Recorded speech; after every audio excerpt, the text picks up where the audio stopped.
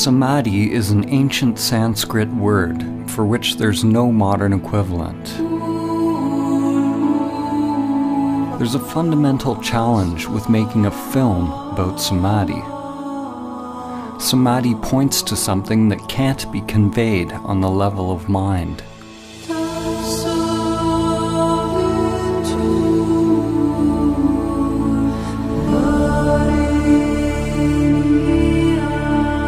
This film is simply the outer manifestation of my own inner journey. The intention is not to teach you about samadhi or provide information for your mind, but to inspire you to directly discover your true nature.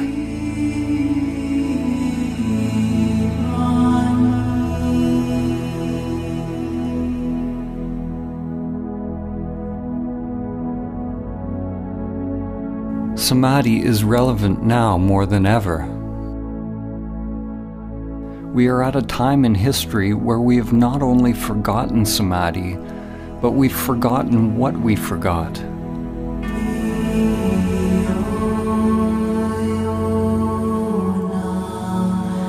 This forgetting is Maya, the illusion of the self.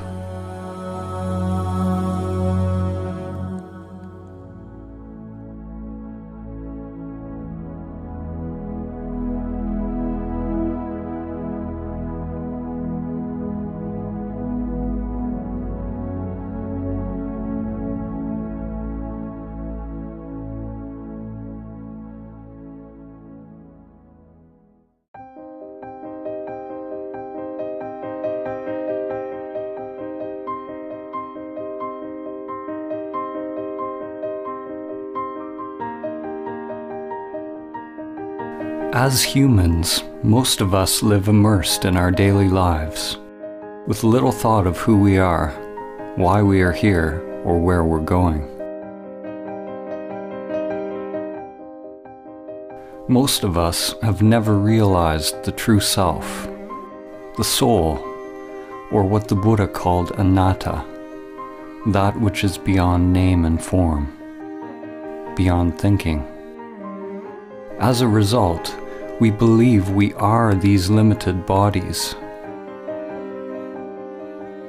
We live in fear, either conscious or unconscious, that the limited self-structure that we are identified with will die.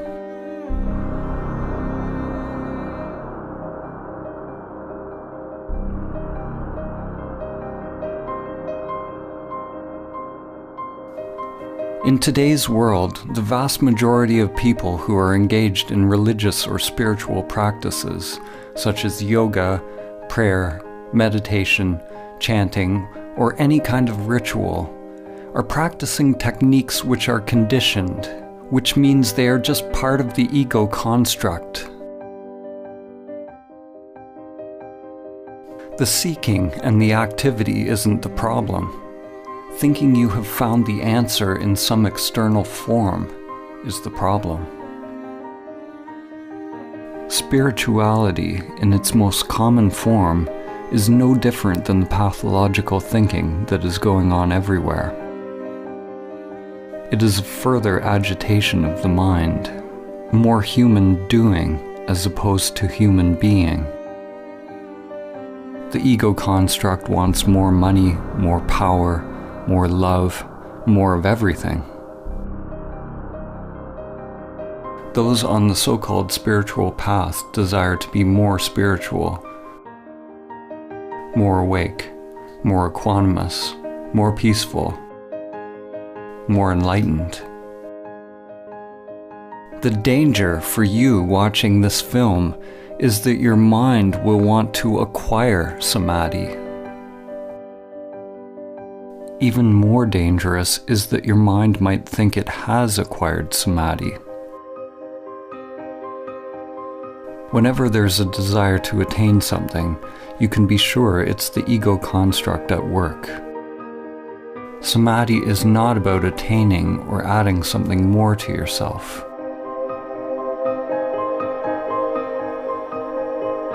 To realize samadhi is to learn to die before you die.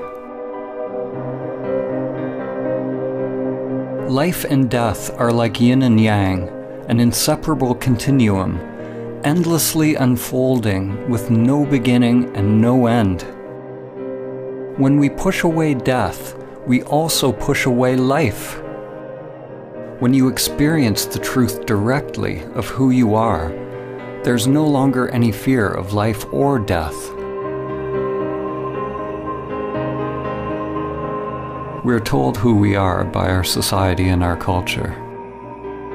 And at the same time, we're slaves to the deeper unconscious biological craving and aversion that governs our choices.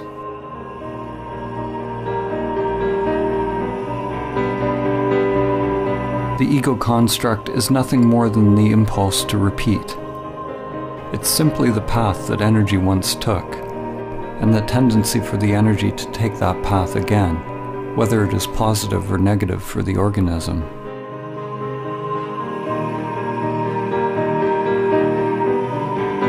There are endless levels of memory or mind, spirals within spirals.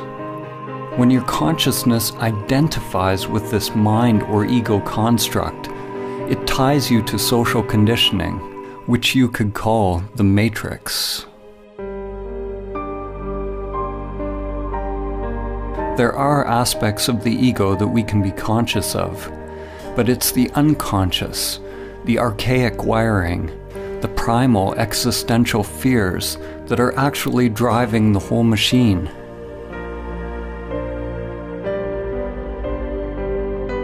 Endless patterns of grasping towards pleasure and avoidance of pain are sublimated into pathological behaviors.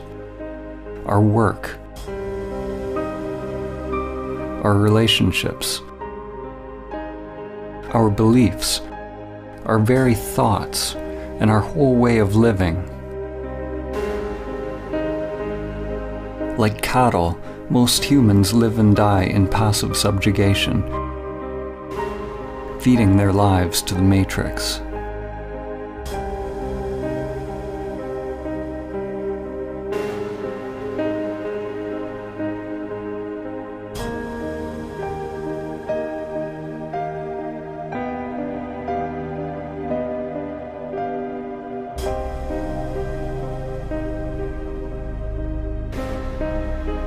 We live lives locked into narrow patterns, lives often filled with great suffering, and it never occurs to us that we can actually become free.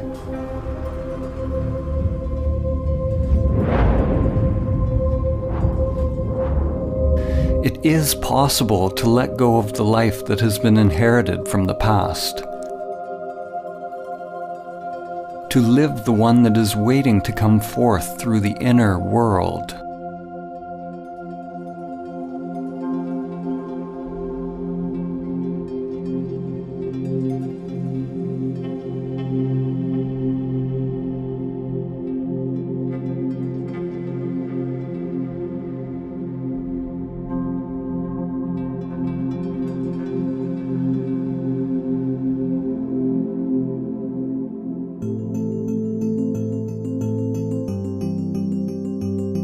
We were all born into this world with biological conditioned structures, but without self-awareness.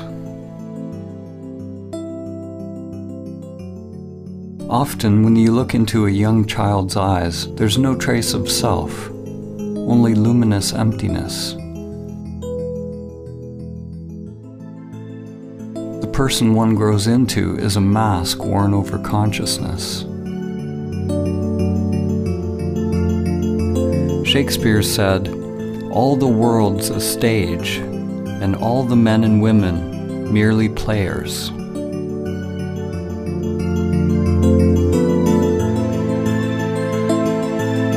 In an awakened individual, consciousness shines through the personality, through the mask. When you are awake, you don't become identified with your character. You don't believe that you are the masks that you are wearing.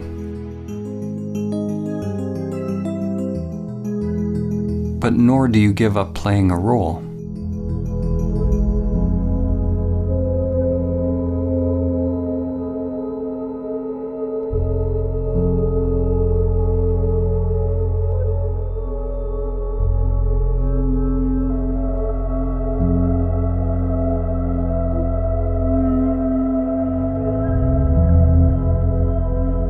When we are identified with our character, our persona, this is Maya, the illusion of the self. Samadhi is awakening from the dream of your character in the play of life.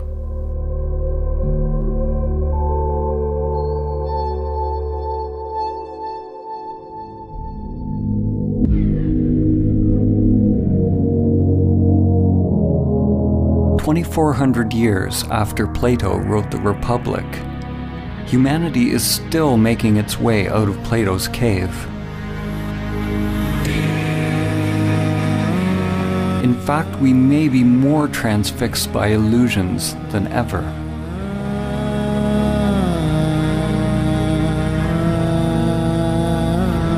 Plato had Socrates describe a group of people who lived chained in a cave all their lives, facing a blank wall.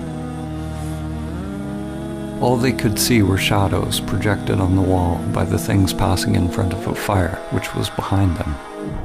This puppet show became their world. According to Socrates, the shadows were as close as the prisoners would ever get to seeing reality. Even after being told about the outside world, they continued to believe that the shadows were all that is. Even if they suspected there was something more, they were unwilling to leave what was familiar.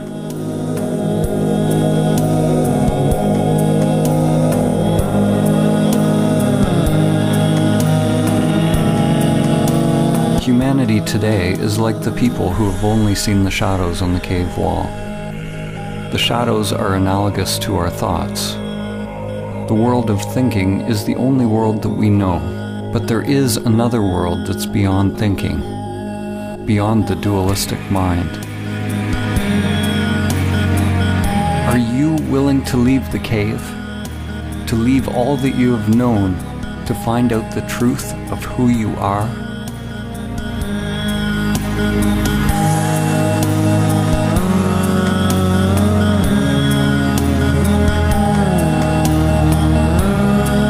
In order to experience Samadhi, it's necessary to turn attention away from the shadows, away from the thoughts, towards the light. When a person is only used to darkness, then they must gradually become accustomed to the light.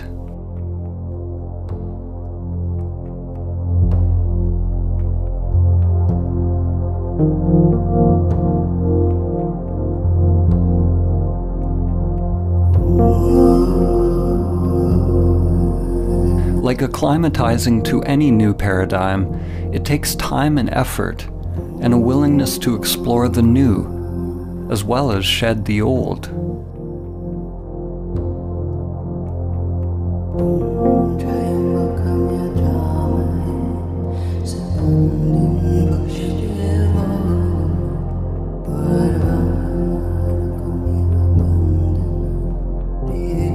The mind can be likened to a trap for consciousness, a labyrinth or a prison.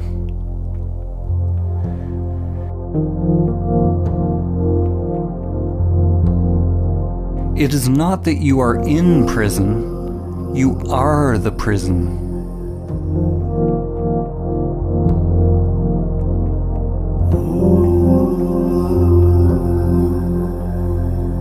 The prison is an illusion.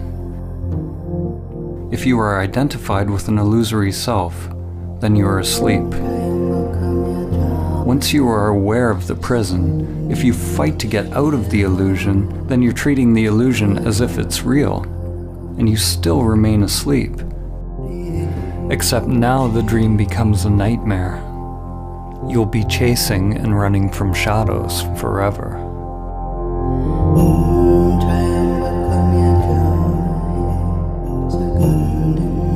Samadhi is awakening from the dream of the separate self, or the egoic construct.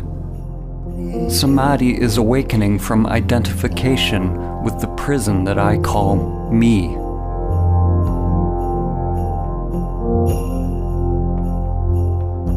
You can never actually be free because wherever you go, your prison is there.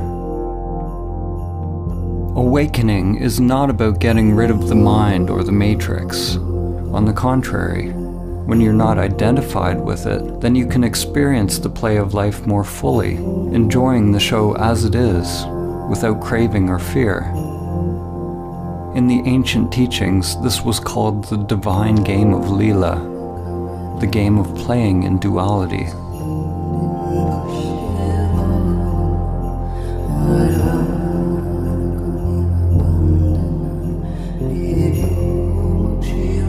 Human consciousness is a continuum. On one extreme, humans are identified with the material self. On the other extreme is samadhi, the cessation of self. Every step we take on the continuum towards samadhi brings less suffering. Less suffering does not mean life is free from pain. Samadhi is beyond the duality of pain and pleasure. What it means is that there is less mind, less self creating resistance to whatever unfolds. And that resistance is what creates suffering.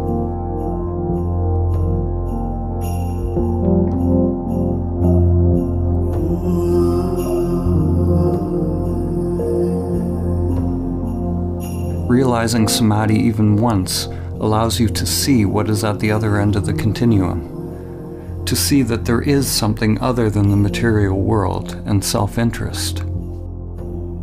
When there is an actual cessation of the self-structure in samadhi, there is no egoic thought, no self, no duality, yet there is still the I am, anatta, or no self. In that emptiness is the dawn of prajna, or wisdom. The understanding that the immanent self is far beyond the play of duality, beyond the entire continuum. The immanent self is timeless, unchanging, always now. Enlightenment is the merging of the primordial spiral, the ever-changing manifested world, or lotus, in which time unfolds, with your timeless being. Your inner wiring grows like an ever-unfolding flower as you disidentify with the self, becoming a living bridge between the world of time and the timeless.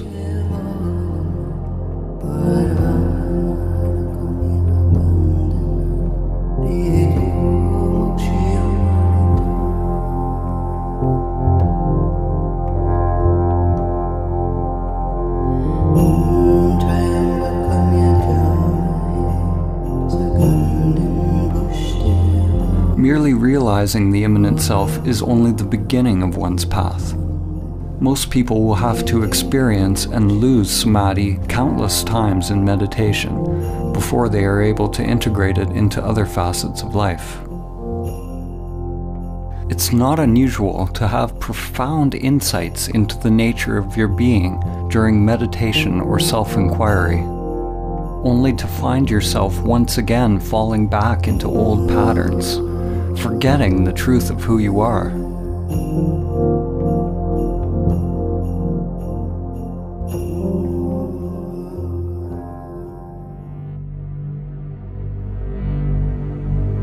To realize that stillness or emptiness in every facet of life, every facet of oneself, is to become emptiness, dancing as all things.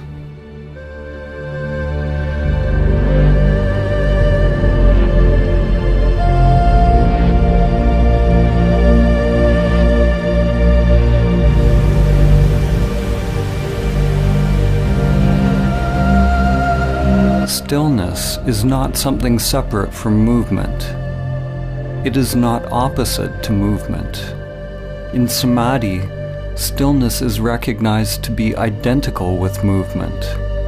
Form is identical to emptiness. This is nonsensical to the mind, because mind is the coming into being of duality.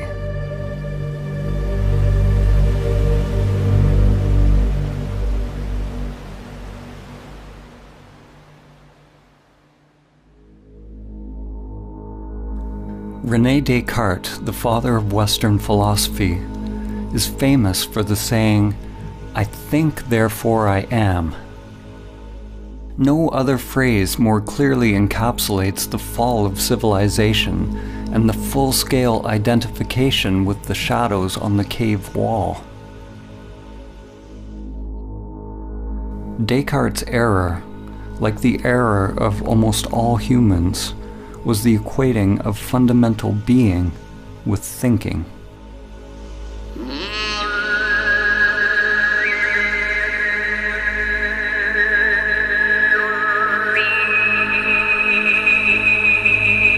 At the beginning of his most famous treatise, Descartes wrote that almost everything can be called into doubt.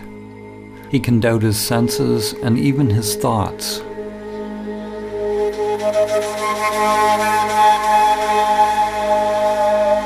Likewise, in the Kalama Sutra, the Buddha said that in order to ascertain the truth, one must doubt all traditions, scriptures, teachings, and all the content of one's mind and senses. Both of these men started with great skepticism, but the difference was that Descartes stopped inquiring at the level of thinking, while the Buddha went deeper. He penetrated beyond the deepest levels of the mind. Maybe, if Descartes had gone beyond his thinking mind, he would have realized his true nature, and Western consciousness would be very different today. Instead, Descartes described the possibility of an evil demon that could be keeping us under a veil of illusion. Descartes did not recognize this evil demon for what it was.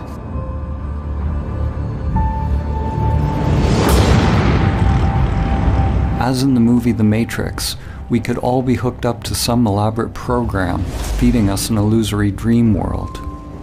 In the movie, humans lived out their lives in the Matrix, while on another level they were merely batteries, feeding their life force to the machines, which used their energy for their own agenda.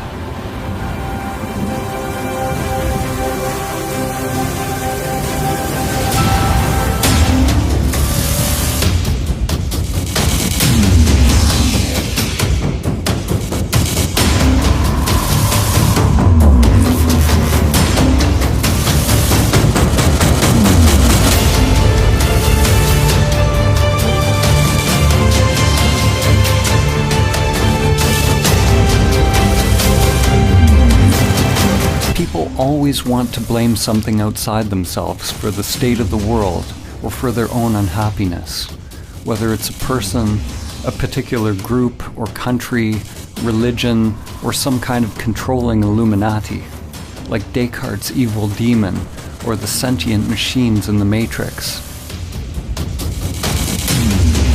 Ironically, the demon Descartes envisioned was the very thing that he defined himself by. When you realize Samadhi, it becomes clear that there is a controller.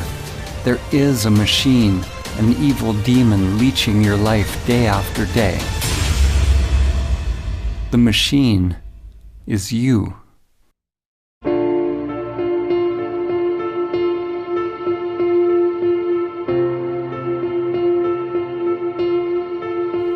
Your self-structure is made up of many little conditioned subprograms, or little bosses.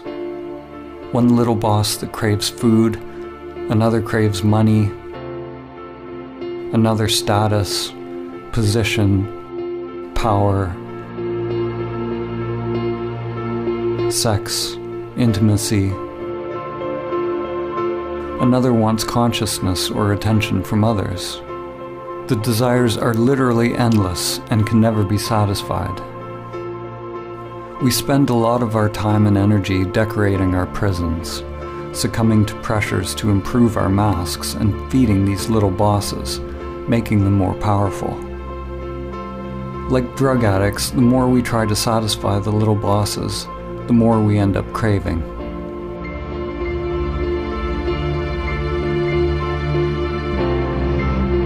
The path to freedom is not self-improvement, or somehow satisfying the self's agenda, but it's a dropping of the self's agenda altogether.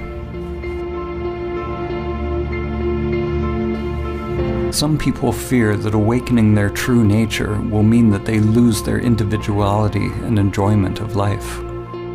Actually, the opposite is true. The unique individuation of the soul can only be expressed when the conditioned self is overcome.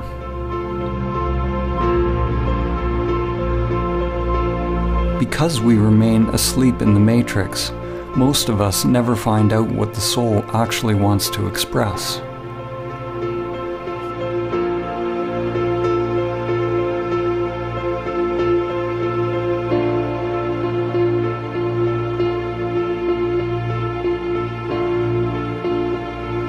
The path to samadhi involves meditation, which is both observing the conditioned self, that which changes, and realizing your true nature, that which does not change.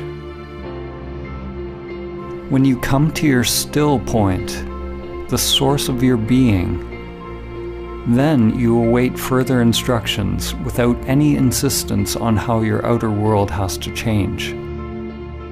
Not my will, but higher will be done.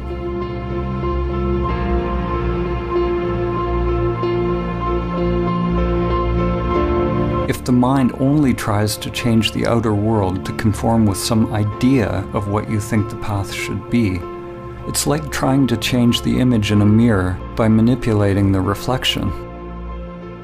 To make the image in a mirror smile, you obviously can't manipulate the reflection.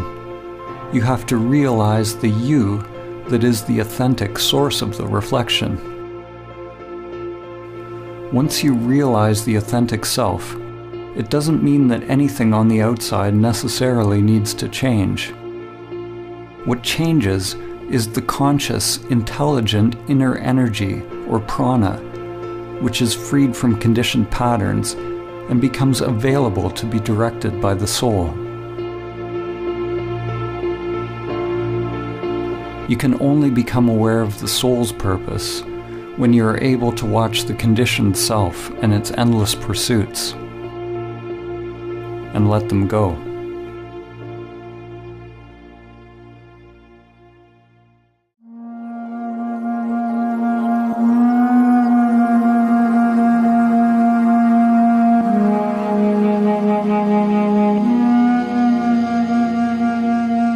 In Greek mythology, it was said that the gods condemned Sisyphus to repeat a meaningless task for all eternity. His task was to endlessly push a boulder up a mountain, only to have it roll down again.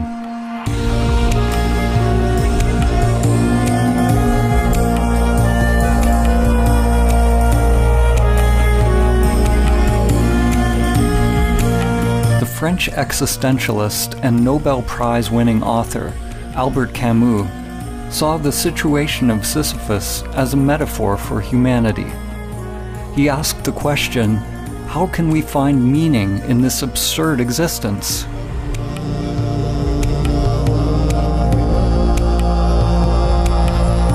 As humans, we are toiling endlessly, building for a tomorrow that never arrives. And then we die.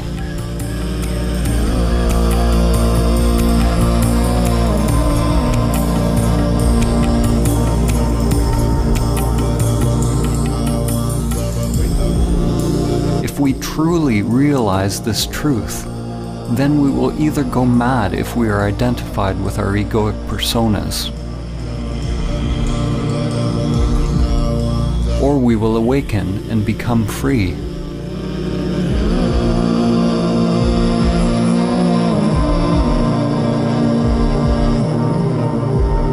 We can never succeed in the outer struggle because it's just a reflection of our inner world. The cosmic joke, the absurdity of the situation becomes clear when there's a complete and utter failure of the egoic self to awaken through its futile pursuits.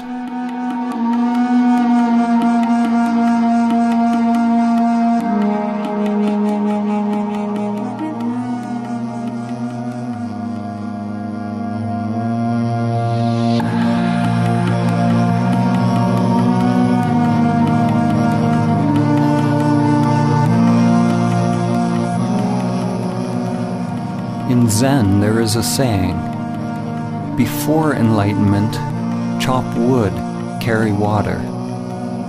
After enlightenment, chop wood, carry water.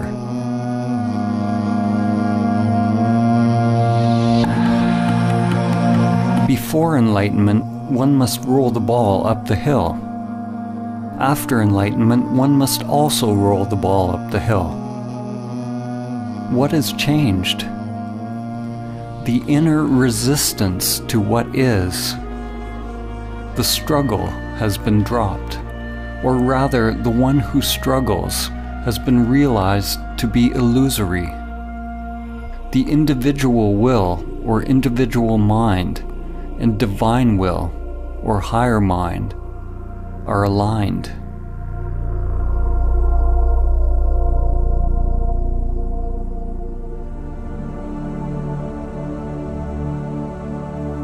Samadhi is ultimately a dropping of all inner resistance to all changing phenomena without exception. The one who is able to realize inner peace, irrespective of circumstance, has attained true Samadhi. You drop resistance not because you condone one thing or another, but so that your inner freedom is not contingent on the outer. It's important to note that when we accept reality as it is, it doesn't necessarily mean that we stop taking action in the world, or we become meditating pacifists. Actually, the opposite can be true. When we're free to act without being driven by unconscious motives, then it is possible to act in alignment with the Tao, with the full force of our inner energy behind us.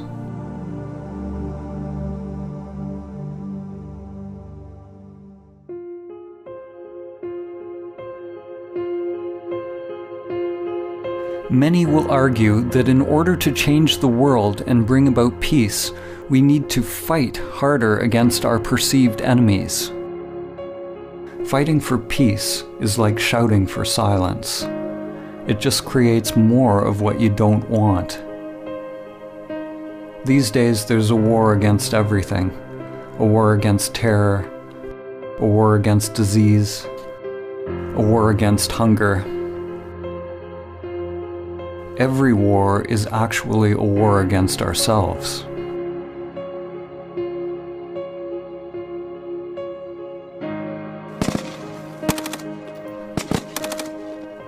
The fight is part of a collective delusion. We say that we want peace, but we continue to elect leaders who engage in war. We lie to ourselves, saying that we are for human rights, but continue to buy products made in sweatshops. We say we want clean air, but we continue to pollute. We want science to cure us of cancer, but won't change our self-destructive habitual behaviors that make us more likely to be sick. We delude ourselves that we are promoting a better life. We don't want to see our hidden parts that are condoning suffering and death. The belief that we can win a war against cancer, hunger, terror, or any enemy that was created by our own thinking and behavior actually lets us continue to delude ourselves that we don't have to change the way we operate on this planet. The inner world is where the revolution must first take place. Only when we can directly feel the spiral of life within will the outer world come into alignment with the Tao. Until then, Anything we do will add to the chaos already created by the mind. War and peace arise together in an endless dance. They are one continuum. One half cannot exist without the other. Just as light cannot exist without dark, and up cannot exist without down. The world seems to want light without darkness, fullness without emptiness, happiness without sadness.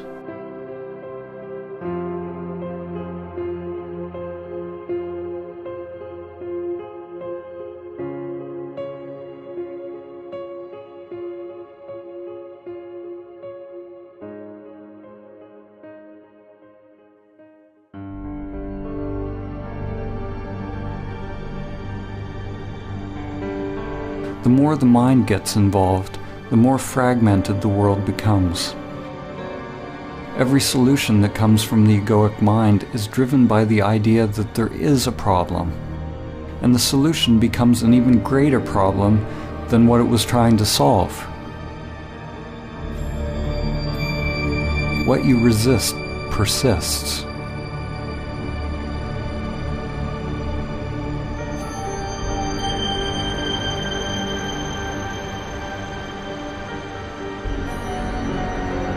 Human ingenuity creates new antibiotics, only to find nature getting more cunning as bacteria get stronger. Despite our best efforts in the ongoing fight, the prevalence of cancer is actually increasing. The number of hungry people in the world steadily grows. The number of terrorist attacks worldwide continues to rise.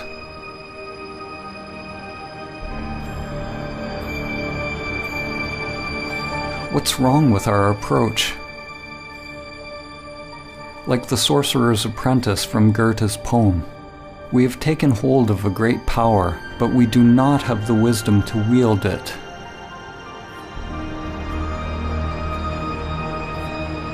The problem is that we do not understand the tool that we are using. We do not understand the human mind and its proper role and purpose.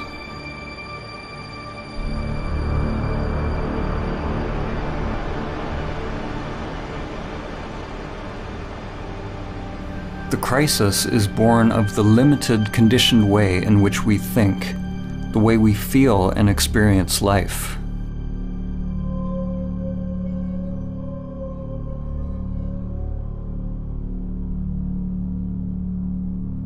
Our rationalism has robbed us of our ability to recognize and experience the wisdom of many ancient cultures. Our egoic thinking has robbed us of the ability to feel the depth and profound sacredness of life, the numinosity of life, and to realize entirely different levels of consciousness, which are now almost lost to humanity.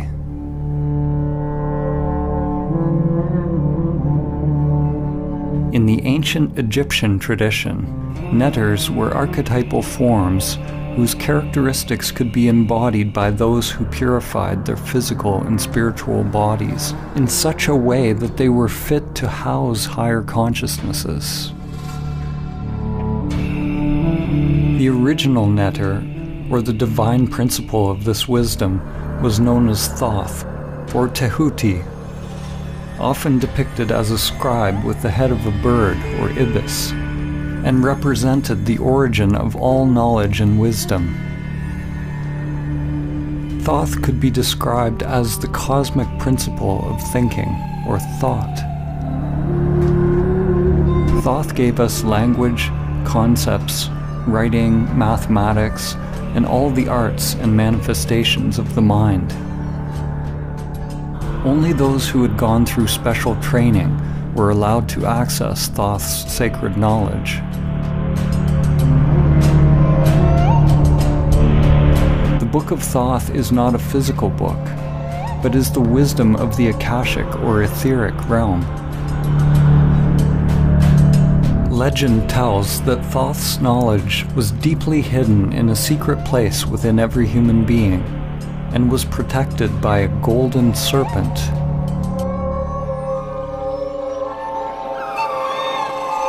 The archetypal or perennial myth of the serpent or dragon guarding a treasure is one that permeates many cultures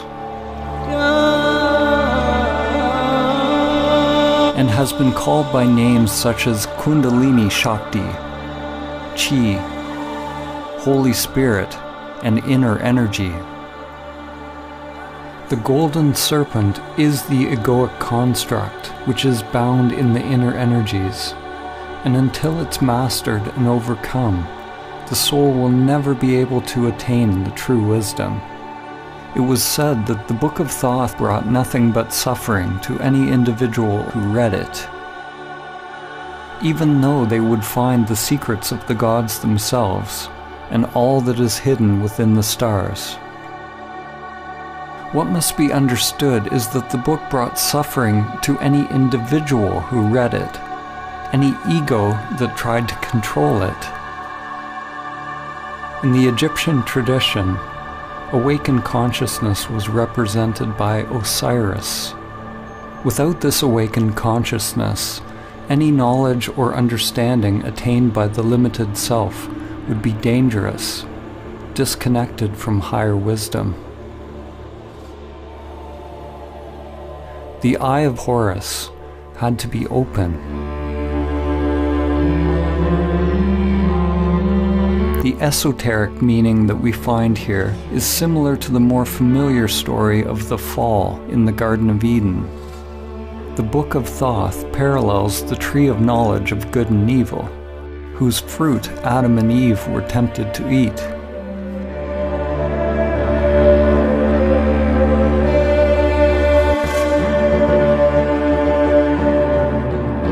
Humanity, of course, has already eaten the forbidden fruit, already opened the Book of Thoth, and has been cast out of the garden.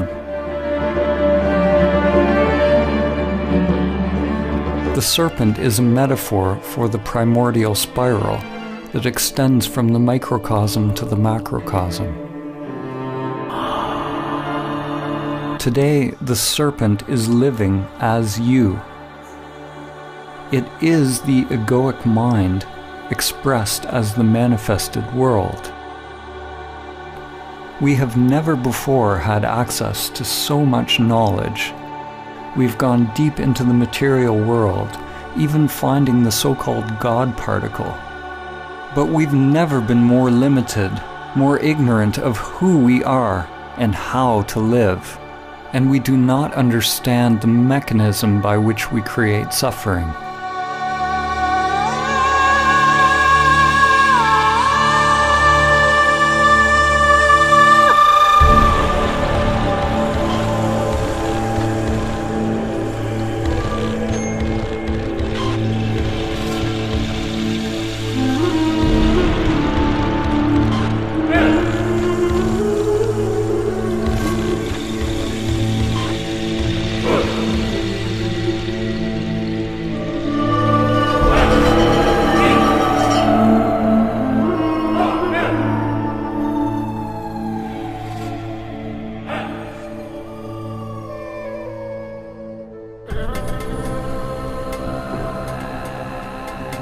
Our thinking has created the world as it is now. Whenever we label something as good or bad, or create a preference in our mind, it's due to the coming into being of egoic structures, or self-interests. The solution is not to fight for peace or conquer nature, but to simply recognize the truth that the very existence of the ego structure creates duality, a split between self and other, mine and yours, man and nature, inner and outer. The ego is violence. It requires a barrier, a boundary from the other in order to be. Without the ego, there's no war against anything. There's no hubris. There's no overreaching nature to create profit. These external crises in our world reflect a serious inner crisis. We don't know who we are. We are completely identified with our egoic identities, consumed by fears, and are cut off from our true nature. Races, religions, countries, political affiliations, and any group that we belong to all reinforce our egoic identities. Almost every group that exists on the planet today wants to claim its perspective as true and correct, as we do on an individual level. By claiming the truth as its own, the group perpetuates its own existence, in the same way that an ego or self-structure defines itself against other. Now, more than ever, different realities and polarized belief systems are coexisting on Earth. It is possible for different people to experience completely different thoughts and emotional reactions to the very same external phenomena.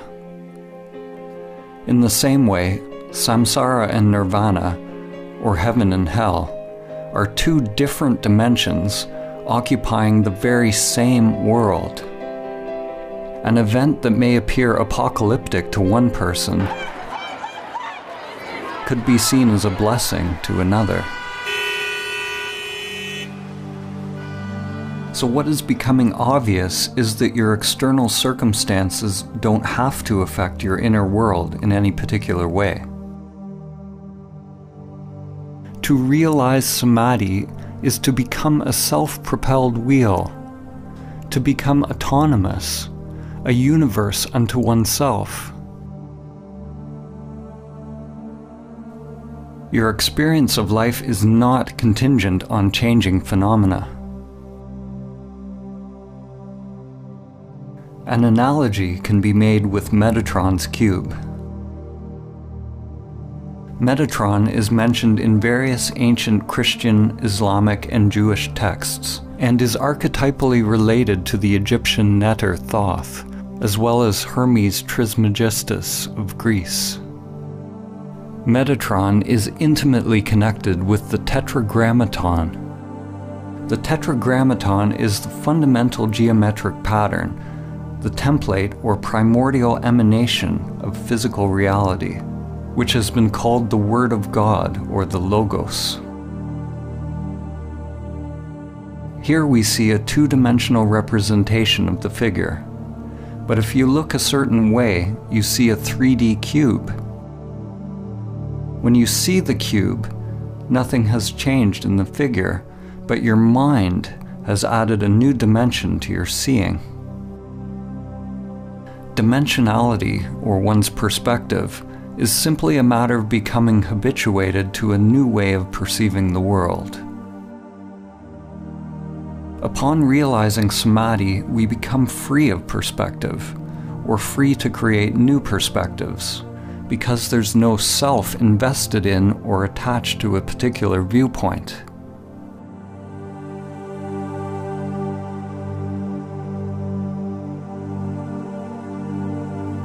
The greatest minds in human history have often pointed to levels of thought beyond the limited self-structure.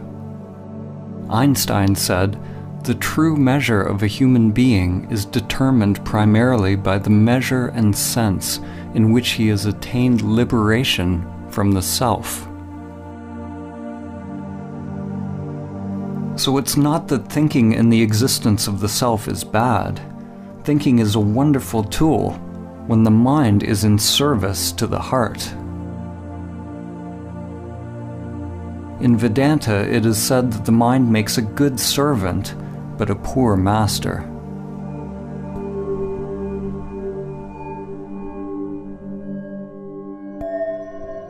The ego perpetually filters reality through language and labels, and is constantly judging, preferring one thing over another.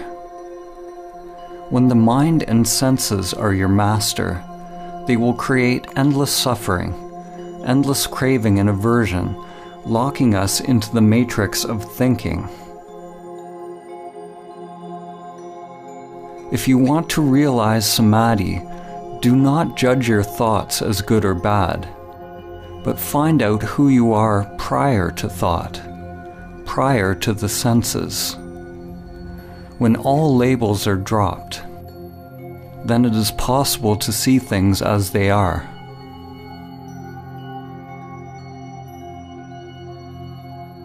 The moment a child is told what a bird is, if they believe what they're told, then they never see a bird again. They only see their thoughts.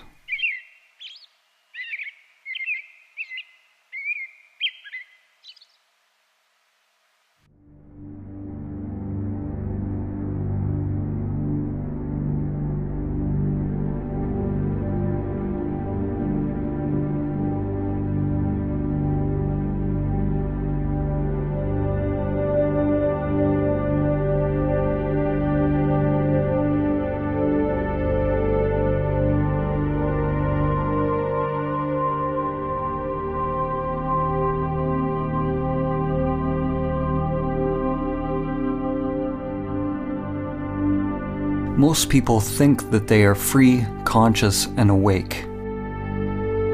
But if you believe you are already awake, then why would you do the difficult work to attain what you believe you already have? Before it becomes possible to awaken, it is necessary to accept that you are asleep, living in the matrix. Examine your life honestly without lying to yourself. Are you able to stop your robotic, repetitive life patterns if you want to? Can you stop seeking pleasure and avoiding pain? Are you addicted to certain foods, activities, or pastimes? Are you constantly judging, blaming, criticizing yourself and others? Does your mind incessantly seek out stimulus, or are you completely fulfilled just being in silence? Do you react to how people think about you? Are you seeking approval and positive reinforcement? Do you somehow sabotage situations in your life? Most people will experience their lives the same way today as they will tomorrow, and a year from now, and 10 years from now. When you begin to observe your robot-like nature, you become more awake. You begin to recognize the depth of the problem. You are completely and utterly asleep, lost in a dream. Like the inhabitants of Plato's cave, most who hear this truth will not be willing or capable of changing their lives because they are attached to their familiar patterns. We go to great lengths justifying our patterns, burying our heads in the sand rather than facing the truth. We want our saviors, but we are not willing to get up on the cross ourselves. What are you willing to pay to be free? Realize that if you change your inner world, you must be prepared to change the outer life. Your old structure and your old identity must become the dead soil out of which new growth comes.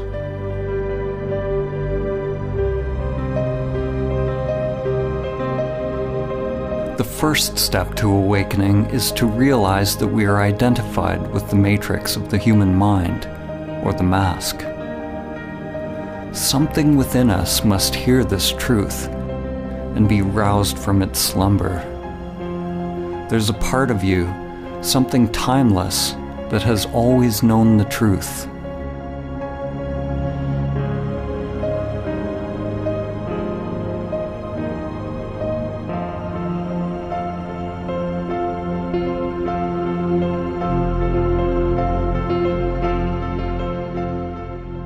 The matrix of the mind distracts us, entertains us, keeps us endlessly doing, consuming, grasping, in a cycle of craving and aversion with constantly changing forms, keeping us from the flowering of our consciousness, our evolutionary birthright, which is samadhi. Pathological thinking is what passes for normal life.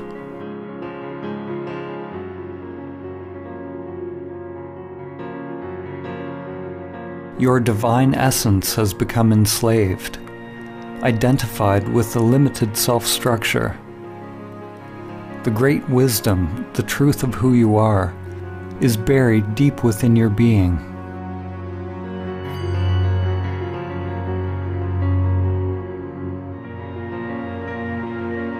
J. Krishnamurti said, "It is no measure of one's health to be well adjusted to a profoundly sick society."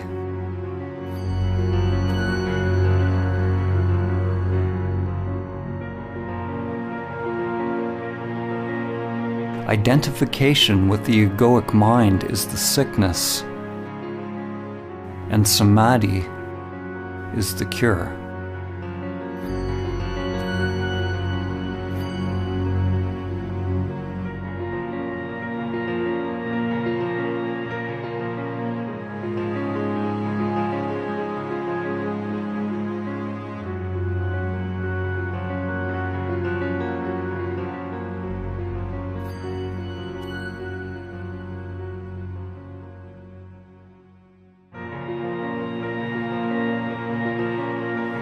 The saints, sages, and awakened beings throughout history have all learned the wisdom of self-surrender.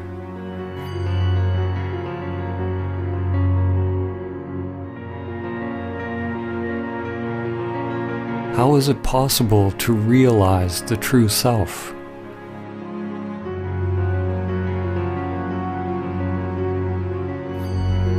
When you peer through the veil of Maya and let go of the illusory self, what is left?